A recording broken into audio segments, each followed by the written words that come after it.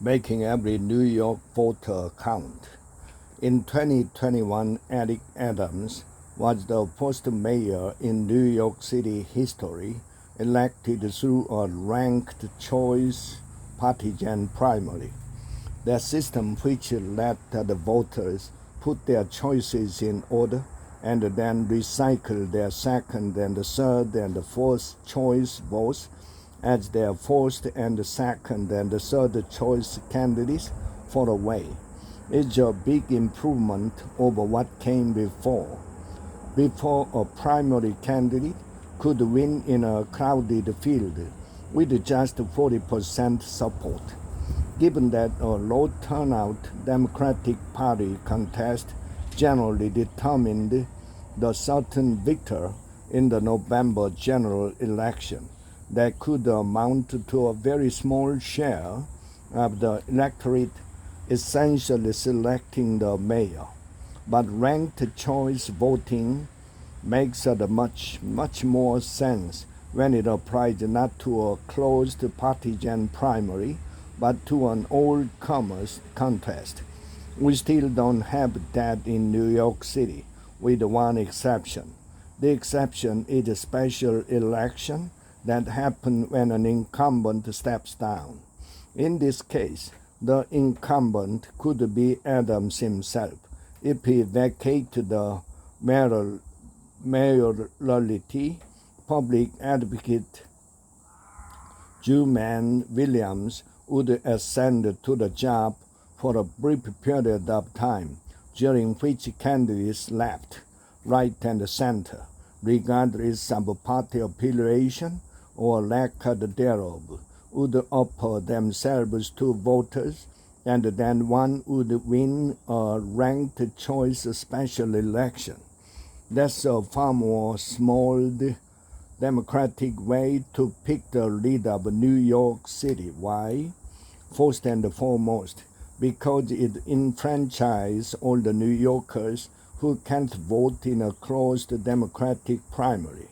In the nation's biggest city today, there are 5.1 million registered voters, 3.4 million, 66% of whom are Democrats, 1.1 million of whom are independents, registered with no party, 530,000, 10% of whom are Republicans. A primary that reliably determines the ultimate victor while shutting out 34% of the electorate is not fundamentally fair.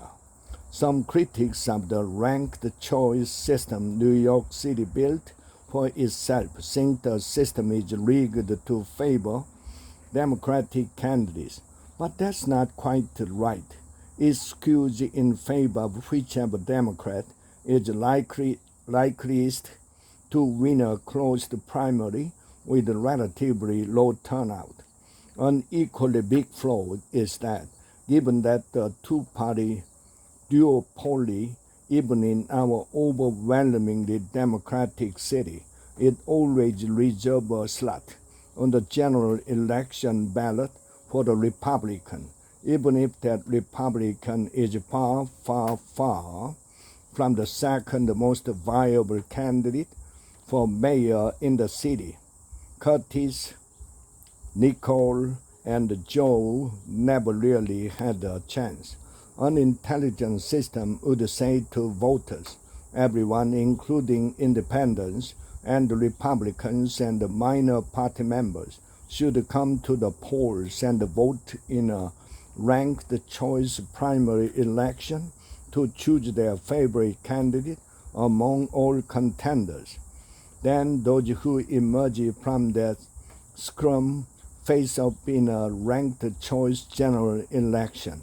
That system is usually called Final Five voting and is taken up in a number of cities and states.